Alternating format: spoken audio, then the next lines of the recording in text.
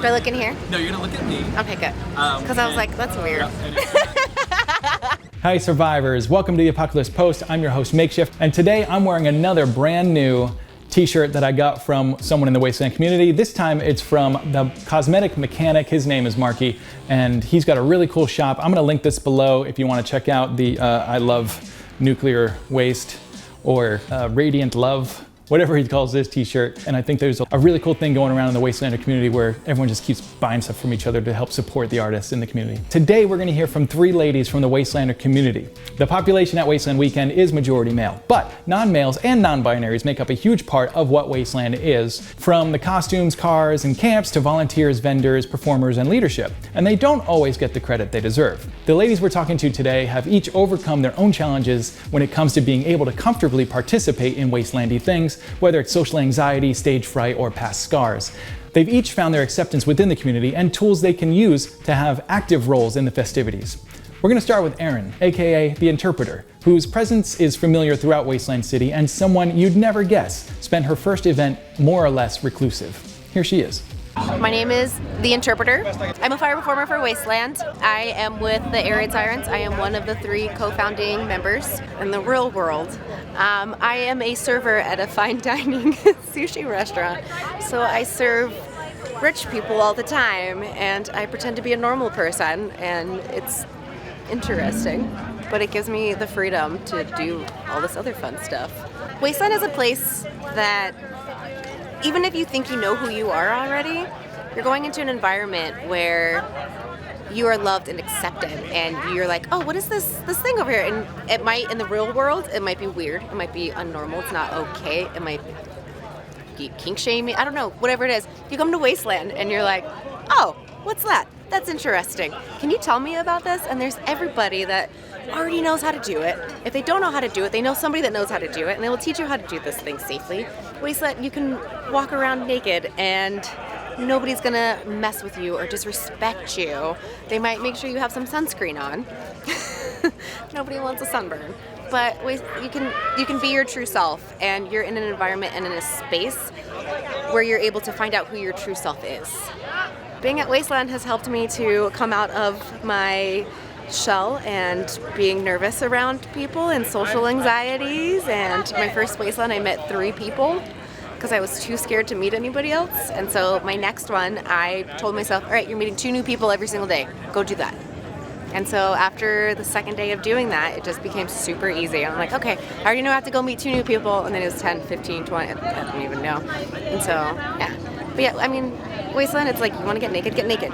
You want to be fully clothed, be fully clothed. You want to go ride on a motorcycle, go ride on a motorcycle. You want to go climb on that tower, get consent, and then you can climb on that tower. Like, the best way to Wasteland is however you want to Wasteland.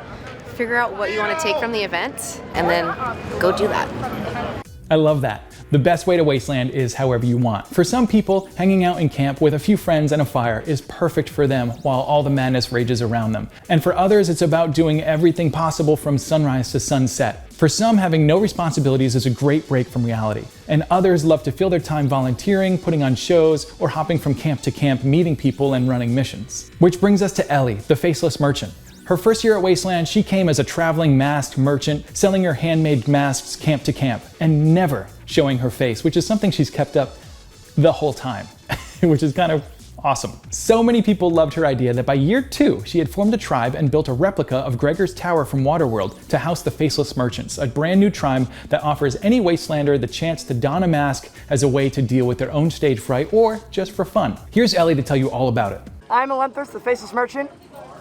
This is my tribe, Trading Outpost 364. We're home of the Faceless Merchants. I originally created this mask for a game a long time ago that I ran with a couple of friends, and it sort of slowly evolved into different things that I was doing a long time ago, the design itself.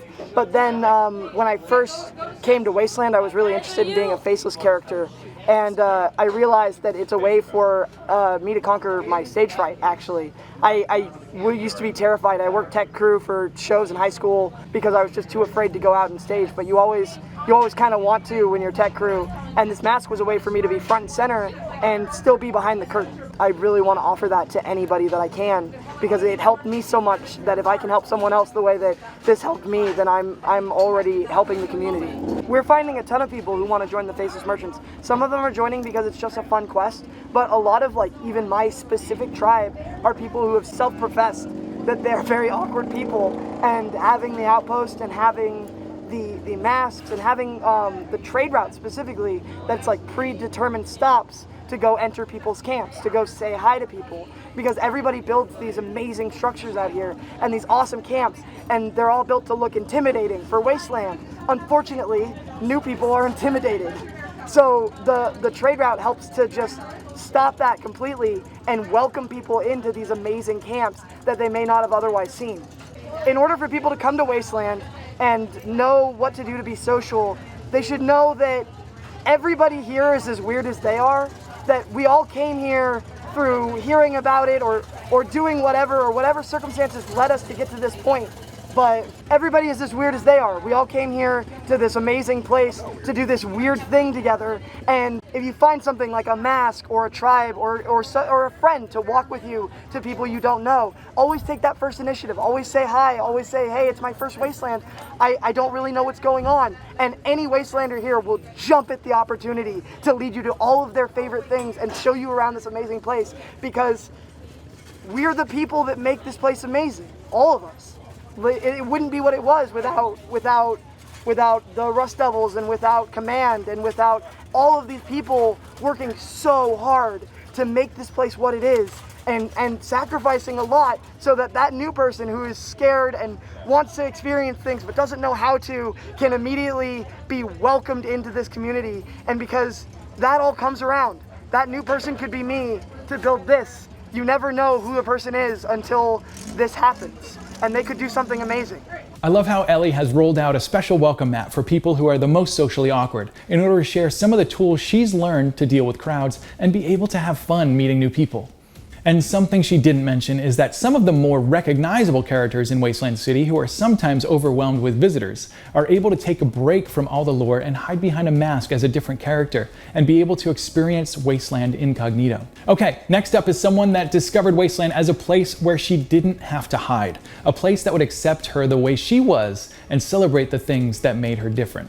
Here's Showdire. My name is Showdire, also known as Show Pony of the Dauntless Express. So I was a model for a very long time, and I enjoyed my career in modeling. I made it in a lot of places, but then I got into a terrible accident. I was on rollerblades and I was almost hit by a car, smashed into a pillar, and I split my face open and cracked my orbital bone here, and I had to have a balloon inserted, and I almost lost my eye. It went totally black. I had to wear a patch for a few months, and I thought that I'd never model again.